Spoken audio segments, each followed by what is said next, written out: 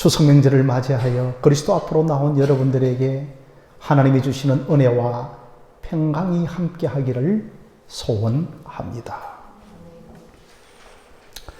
육지에 사는 우리가 가끔 배를 타고 바다에 나가보면 배를 움직이지 않아도 가만히 있어도 배가 흘러갑니다. 배가 스스로 흘러가는 것이죠. 육지에 살다 보면 세월이 고정되어 있는 것 같지만 우리 모두는 세월이라고 하는 배에 성선해 있습니다. 우리의 인생은 고정되어 있지 않고 다 흘러가고 있습니다. 창세기를 보면 당대에 무려 1000년으로 산 사람들도 있지만 그러나 결국은 다 죽었더라고 끝을 맺고 있습니다. 그러므로 사랑하는 성도 여러분, 성도는 늘 두 가지의 의식을 가지고 살아야 합니다.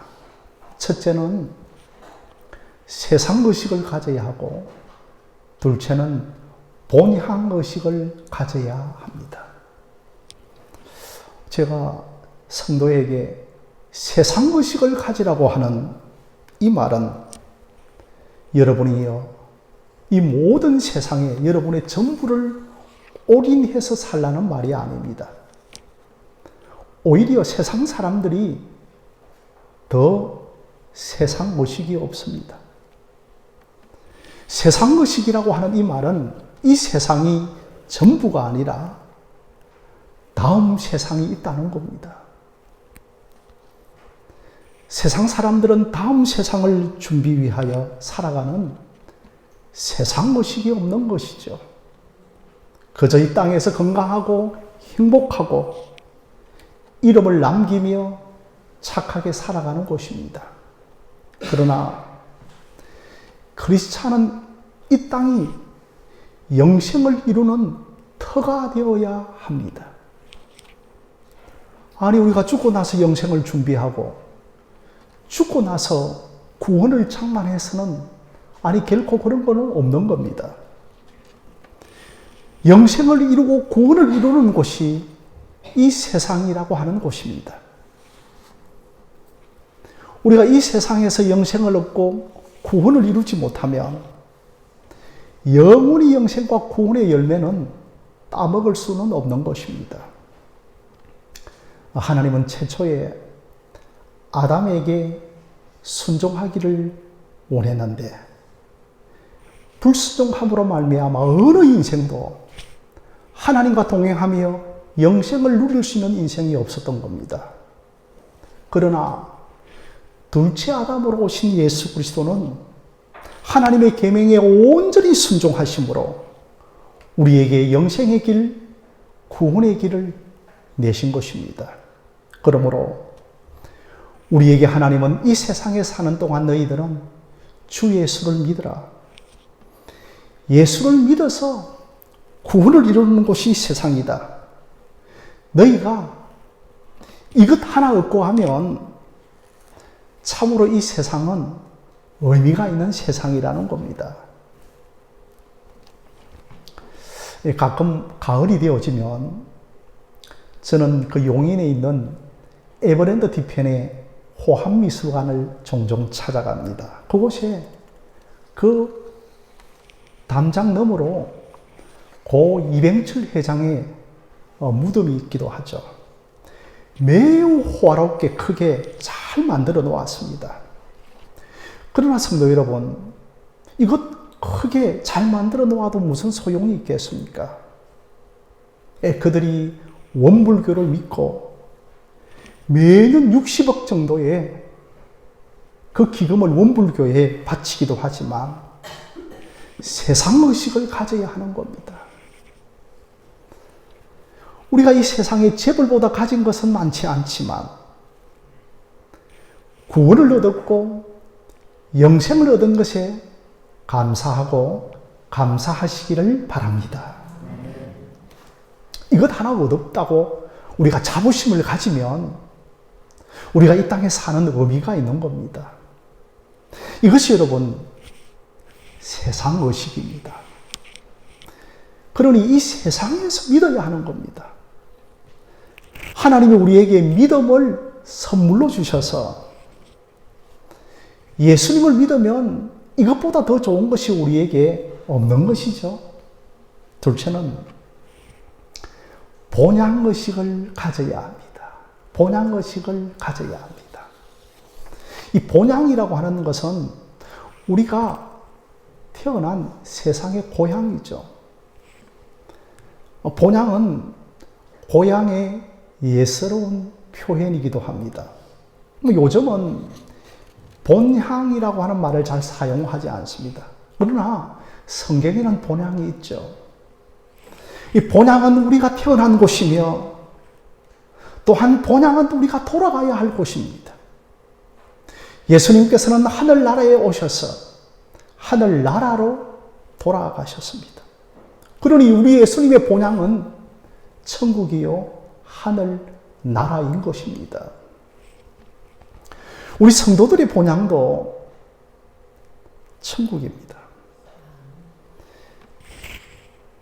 칼빈 선생은 돌아갈 고향이 없었습니다.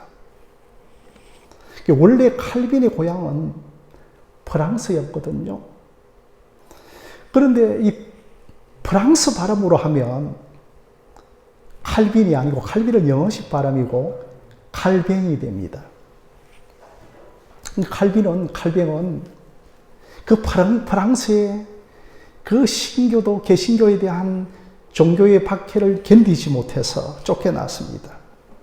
그리고 스위스 제네바를 중심으로 참으로 목회를 한 분이었죠. 그러나 돌아갈 곳이 없었습니다. 참 사랑하는 성도 여러분, 돌아갈 고향이 없는 사람은 서럽고 명절이 되어지면 허전합니다. 북한이 고향인 사람들은 그렇게 명절만 되어지면 고향이 생각이 많이 난다는 것이죠. 고향의 부모님이 생각나고 고향의 뒷동산이 그리워지고, 그러나 인위적으로 철조망이 가로막혀 있어서 북한 고향으로 갔다 올 수가 없는 것입니다. 15절에 저희가 나온 바 본향을 생각하였더라면 돌아갈 기회가 있어서리와라고 말씀을 합니다. 여러분, 여기서 나온 바 본향은 내가 탯줄을 끊고 나온 곳입니다. 내가 태어난 곳입니다. 그래서 우리에게는 다 고향, 본향이 있는 것입니다. 어른들이 가끔 자네 본이 어디인가라고 묻습니다. 그러면 김해요, 밀양이요, 전주가 본입니다라고. 특별하게 우리나라 사람들은 굉장히 본을 많이 따지죠. 외국에는 직업을 많이 따집니다. 서비스. 여러분, 서비스라고 하는 이름은 직업이죠. 대장장이라고 하는 뜻입니다. 우리나라에는 참 의식이 다른데, 아니 자네 어디서 태어났는가? 본향을 참 많이 따집니다. 그래서 15절에 본향을 생각하였더라면 돌아갈 기회가 있었으리라고 하고 있습니다. 이 말은 여러분, 고향을 떠났다는 말이죠. 성경에서 보면 고향을 떠난 가장 대표적인 사람이 누구입니까? 아브라함이죠. 여러분, 정확하게 한 목소리로 대답을 하시네요. 그러니까 아브라함은 저 이라크 지역에 갈대아 우르에서 하란을 거쳐서 가나안 땅으로 들어온 사람이었습니다.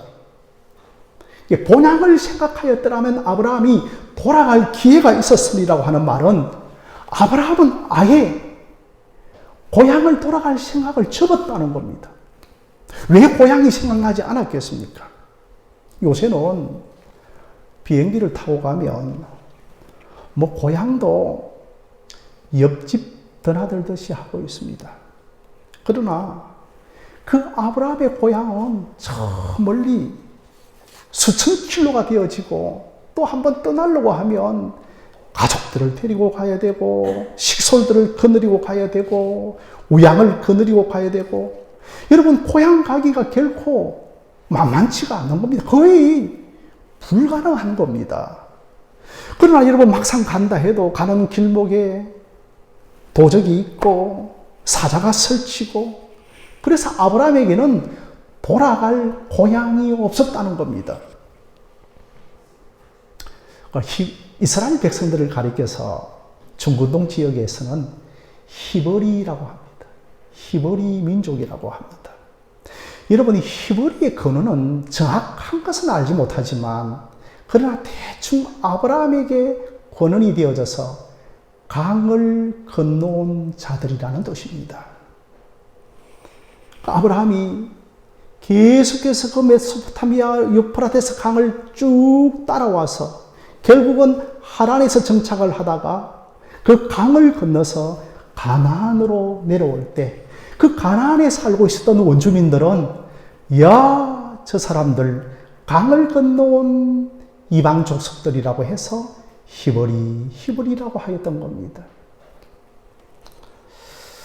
사랑하는 성도 여러분, 우리 믿는 신자들도 다 강을 건너온 자들입니다. 여러분들은 예수 그리스도의 십자가로 말미암아 그 십자가의 강을 건너온 자들입니다. 세상의 강을 건넜고 죄와 사망의 강을 건너 이제는 새하늘과 새 땅에 살아가는 자들입니다. 그런데 아직도 돌아가야 할 세상 다리를 복구하려고 하고 또한 뒤돌아보려고 해서는 안 된다는 것이죠.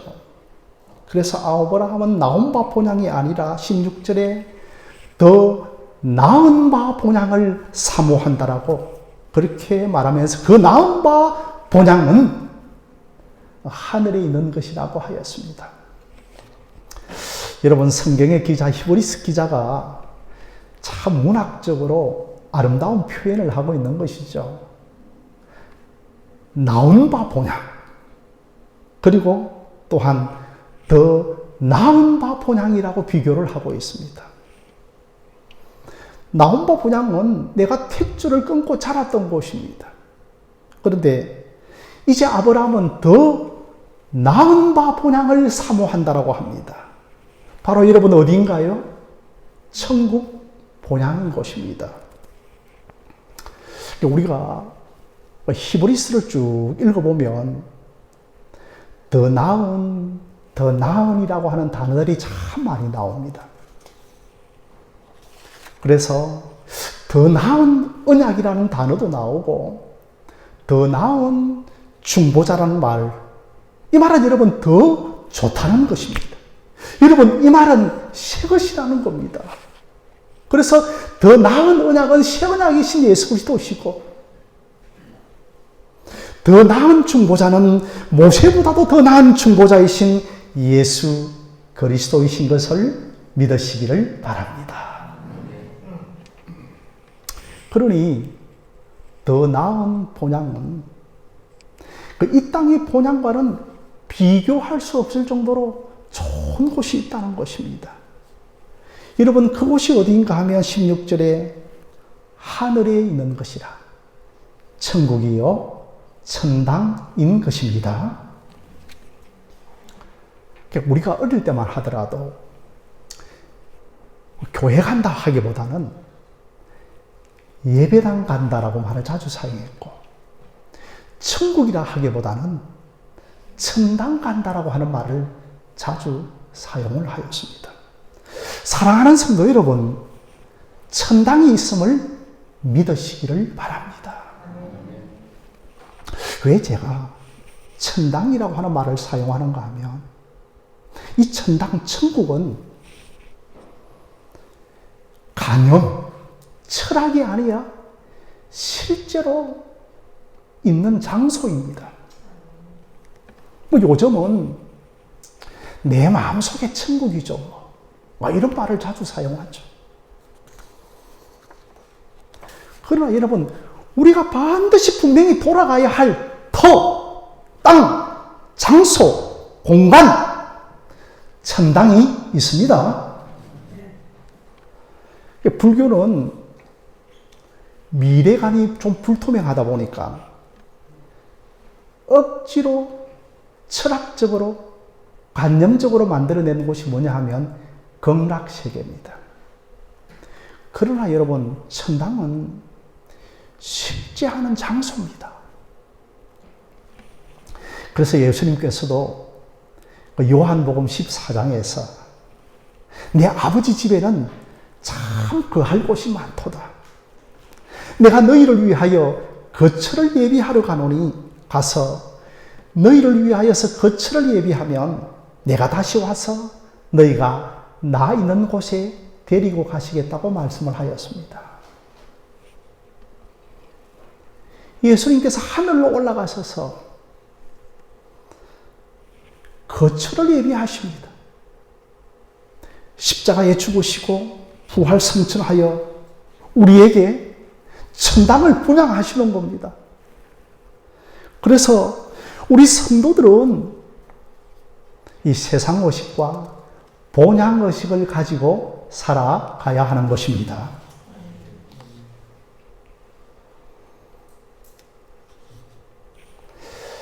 그래서 우리가 더 좋은 본향이 있다라는 것을 알면 참 사랑하는 가족과 죽음으로 헤어져도 우리가 다시 본향에서 만나는 것입니다. 우리가 더 좋은 본향이 있다고 하면 그때부터 이 세상이 더 아름다워지는 겁니다. 죽는 순간까지 우리가 풀 한 포기를 닦으면서 죽는 것입니다. 우리에게 천국이 있다고 하는 것을 아는 사람은 이 땅에서 실패하고 상실의 아픔을 겪고 여러 가지를 빼앗겼어도 우리가 본향에서 회복되어질 것을 믿는 것입니다. 이렇게 본향의식을 가지고 살아가는 사람들은 자, 여러분 이 땅에서 어떻게 살아가야 할까요? 13절에 또 땅에서는 외국인과 나그네로 증거하며 살아갔습니다. 그러니 우리가 여러분 외국인과 나그네처럼 살아가야 하는 것입니다.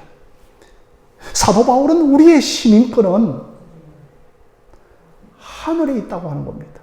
그러니 성도는 이중국적자입니다. 우리는 다 이중국적을 가지고 있는데 대한민국 국적을 가지고 있고 또 하나의 시민권, 또 하나의 시티즌, 하늘 시민권을 가지고 살아가는 저와 여러분들인 것입니다. 외국인과 나그네로 살아갔던 가장 대표적인 사람들이 바로 히브리서 11장에 나오는 사람들입니다. 제일 먼저 아벨에서부터 에녹도 나오고 노아도 나오고 아브람도 나오고 이삭도 나오고 야곱도 나오고 사라도 나오고 모세도 나오고 있는 겁니다. 여러분, 이들 모두가 한 가지의 공통점을 지니고 있는데 외국인과 나그네로 살았다는 겁니다. 이들이 어떤 삶의 내용을 가지고 살았다는 것을 성경은 말하고 있지는 않습니다. 오직 뭐냐 하면 하나님의 약속을 바라보고 하나님의 약속을 바라보고 외국인과 나그네로 살아갔다고 하는 것입니다.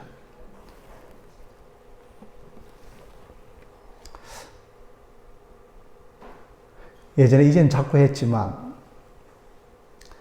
어느 그 유행가 가수가 인생은 나그네 길이라고 하였습니다. 여러분, 그 나그네는 아무런 삶의 방향과 목적이 없이 그저 걸어가는 사람입니다. 그러나 이 성경에서 말씀하고 있는 나그네라고 하는 것은 삶의 목적과 방향성이 분명한 사람을 가리켜서 나그네라고 하는 겁니다. 먼저 여러분, 아벨을 한번 생각해 보십시다. 아벨. 이 아벨은요, 믿음으로 제사 한 번 드리고 행 가인에게 순교를 당했습니다. 그러니 그가 살아왔던 삶의 특징은 오직 한 가지,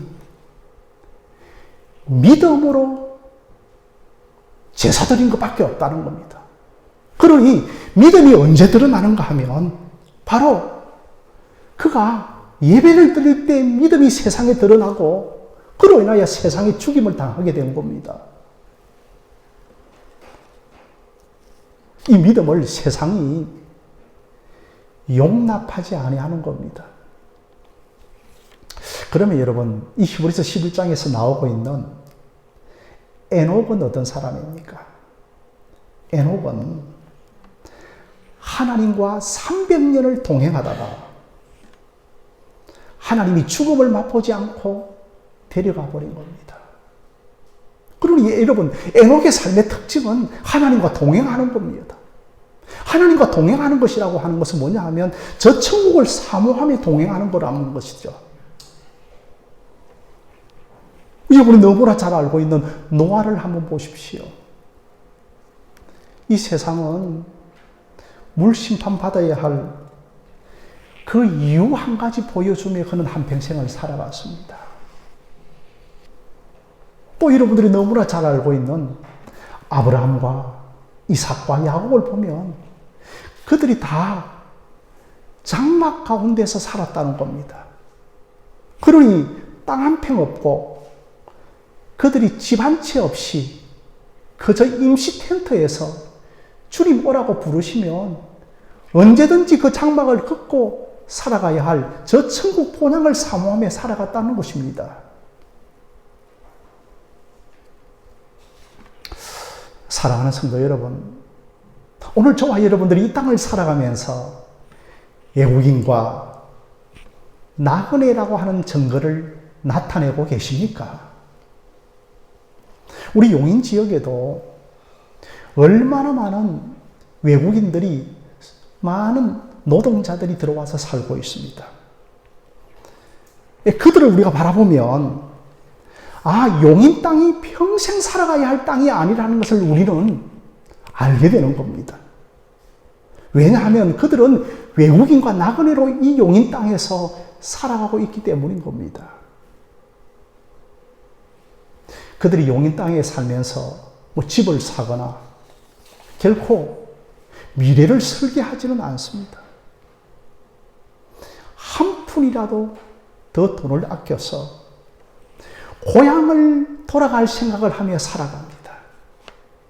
그들은 이 용인 땅이 낯선 곳이며 떠나가야 할 곳입니다. 그런데 그 외국인 노동자들이 우리를 보면서 외국인과 나그네처럼 살아가고 있구나, 그런 모습으로 우리가 보여지고 있는 겁니까? 아니지요. 계속해서 우리는 여기서 더 머무르고 하는 것처럼 보인다는 겁니다.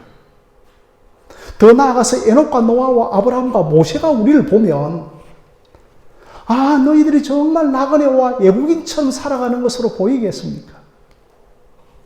심지어 예수님께서 우리를 보시면 정말 천국을 사모하며 살아가는 사람으로 간주되어지겠습니까?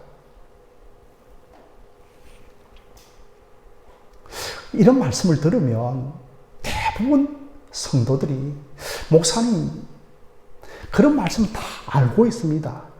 그러면서 한 가지 사족을 붙이는 것은 뭐냐 하면 참 그 말씀대로 살기가 안 된다는 겁니다. 여러분, 아브라함과 에녹과 노아가 가졌던 그 믿음이 우리와 동일한 믿음이었습니다. 그들에게는 특별한 믿음이 부어진 것이 아니고 우리와 동일한 믿음을 가지고 있었던 겁니다. 그러니 믿음이 들어가면 이 땅에서 외국인과 나그네로 살게 된다는 겁니다. 우리가 그렇게 살지 않다고 하는 것은 믿음이 우리에게 들어오지 않았든지 우리가 믿음의 내용을 잘못 알고 있기 때문인 겁니다. 그래서 골로새서 3장 1절을 보면 너희가 그리스도와 함께 살리심을 받았으면 위의 것을 찾으라고, 너희가 땅의 것을 찾지 말고 위의 것을 구하라고 말씀을 하고 있는 겁니다.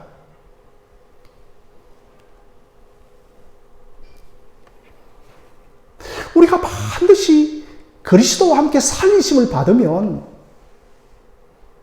우리의 삶 속에 뭔가 특징이 하나 나타나게 되어지는데 위의 것을 찾기 시작한다는 겁니다. 그 특징이 뭐냐 하면 아브라함과 노아와 모세가 가진 특징이었다는 겁니다. 그렇다면 사랑하는 성도 여러분, 우리는 그리스도와 함께 살리심을 받은 존재들입니까? 아니면 살림을 받지 못한 존재들입니까? 내가 그리스도와 함께 살림을 받지 못한 존재라면 내가 거듭나지 못한 사람입니다. 내가 영적으로 죽어 있는 사람인 겁니다.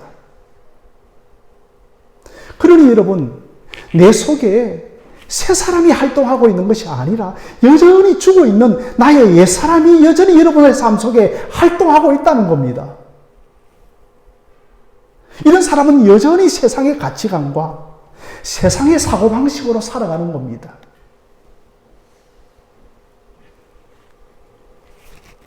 내가 그리스도와 함께 죽고 그리스도와 함께 살리심을 받은 자라면 그때부터 이 세상이 죽은 세상이요, 썩고 부패한 세상이요, 악진하는 세상인 것을 깨닫면서 이 세상은 잠시 잠깐 지나가는 헛것이구나, 이런 자들만이 위의 것을 찾을 줄로 믿습니다. 그래서 과연 나는 그리스도와 함께 살리심을 받은 자인가? 아직도 거듭나지 못한 자인가? 영적으로 죽어 있는 자인가를 여러분 스스로 점검해 보시기를 주님의 이름으로 부탁드립니다. 예수님께서는 마태복음 25장에서 재림하실 때에 양과 염소의 심판을 하신다고 하였습니다. 여러분, 양과 염소라고 하는 것은 교회 안에서부터 먼저 심판이 된다는 겁니다. 세상 사람들을 심판하는 것은 2차적이고 제일 먼저 교회 안에 오셔서 양과 염소를 심판하신다는 겁니다. 그런데 그 기준이 뭐냐 하면 너희들이 예수 그리스도를 어떻게 대하는가가 기준이라는 겁니다. 예수님을 지극히 작은 나그네로 생각하고 물을 주고 발을 씻겨주고 옷을 입혀준 사람들은 그 자가 바로 나그네이신 예수님께 한 것이라는 겁니다. 누가 나그네로 오신 예수님을 알아보겠습니까? 누가 외국인과 나그네로 오신 예수님을 인정하겠습니까? 그러나 저와 여러분들이 나그네 의식을 가진 자들만이 나그네로 오신 예수 그리스도를 알아볼 줄로 믿습니다. 이들에게는 더 나은 본향이 있기 때문인 겁니다. 자, 여러분, 마지막으로 우리가 16절 말씀을 한번 함께 읽어보도록 하겠습니다. 16절 말씀 함께 읽어볼까요? 시작. 그들이 이제는 더 나은 본향을 사모하니 곧 하늘에 있는 것이라. 이러므로 하나님이 그들이 하나님이라 일컬음 받으심을 부끄러워하지 아니하시고 그들을 위하여 한 성을 예비하셨느니라고 하였습니다. 사랑하는 성도 여러분, 믿는 우리들을 위하여서 한 성을 예비하셨습니다. 이 한 성이 바로 천국이요, 천당입니다. 세상 사람들은 이러한 천국 본향 의식이 없는 겁니다. 그러니 우리는 한 성 천국 천당을 집요하게 사모해야 하는 겁니다. 우리가 돌아가야 할 곳은 그 영원한 아버지의 품입니다. 그래서 요한복음 1장 18절에는 독생자 예수 그리스도가 아버지의 품에 있었던 것 같이 우리도 돌아가야 할 곳이 아버지의 품입니다. 누가복음에서 탕자가 아버지 집으로 돌아간다고 하였지만 사실은 아버지 집으로 돌아가는 것이 아니고 아버지의 품으로 돌아간 겁니다. 우리가 하우스로 돌아가는 것이 아니고 홈으로, 아버지의 품으로 다 돌아갈 자인 것. 지금은 이곳에서 병들고 아프고 헤어지고 눈물 나고 실패하고 이런 것이 많지만 우리가 돌아가서 다 아버지의 품에 거할 자인 것을 믿으시기를 바랍니다.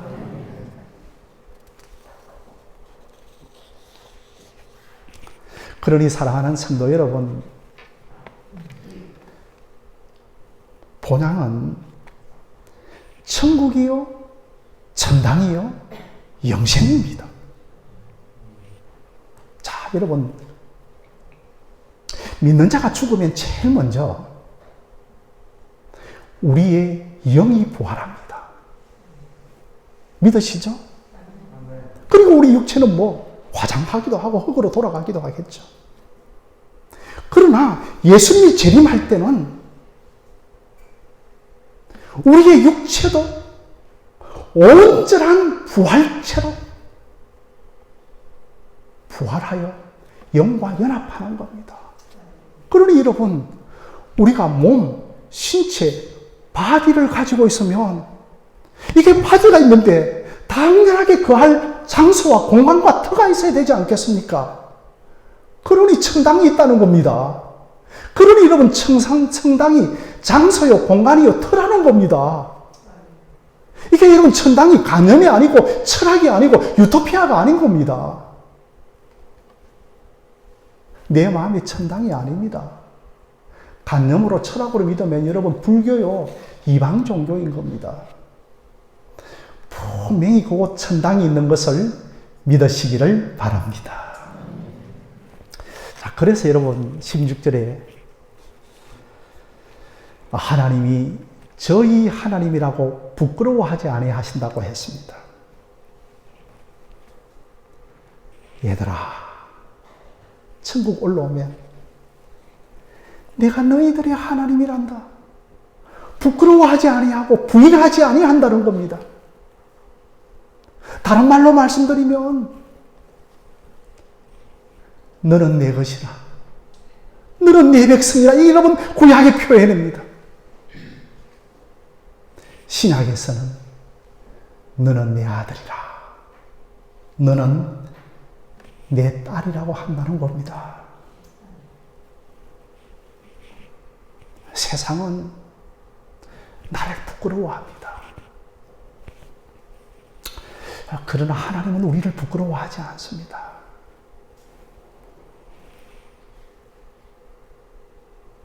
오늘 이 자리에 또 부모와 딸이 이렇게 같이 앉아있는 가정도 있죠.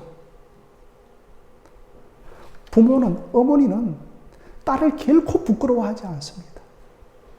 그런데 심지어 딸은, 자식은 부모를 부끄러워할 때가 있습니다. 자식이 아무리 짱구고, 몸이 이렇게 뒤틀리고, 몸이 어긋맞아도 자기의 품에 안고 부모는 자식을 데리고 가는 겁니다.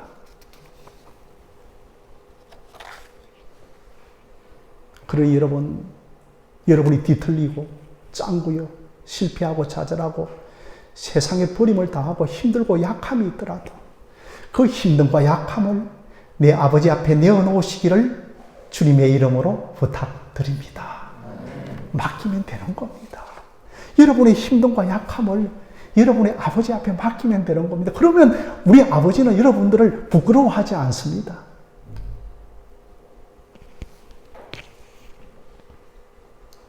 교회 뒷산에 여름철에 가면 길가에도 온갖 풀들이요, 점령해서 길이 보이지 않습니다. 풀이 점령해버린 겁니다. 그런데 겨울이 되어지면 그 풀이 다 사그라드는 겁니다. 사랑하는 성도 여러분,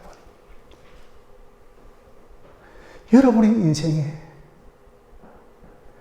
하나님이 점령하시기를 바랍니다. 하나님이 여러분의 인생을 점령하시면 되는 겁니다. 결국은 하나님이 하셔야 한다는 겁니다. 하나님이 내 인생을 점령하면 나도 저렇게 풀처럼 무성해지겠구나. 담을 넘어 넝쿨이 그 이웃집까지 흘러가게 되겠구나. 그 넝쿨이 담 밖으로 뻗어가는 겁니다. 그러나 사랑하는 성도 여러분, 우리가 이런 말을 하죠. 정을 뗀다, 정 뗀다로 하는 겁니다.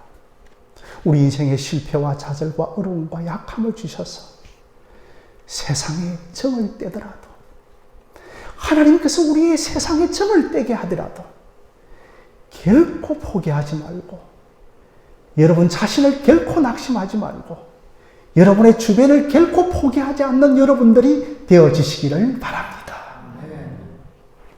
하나님께 모든 것을 맡기시기를 바랍니다. 사랑한다더라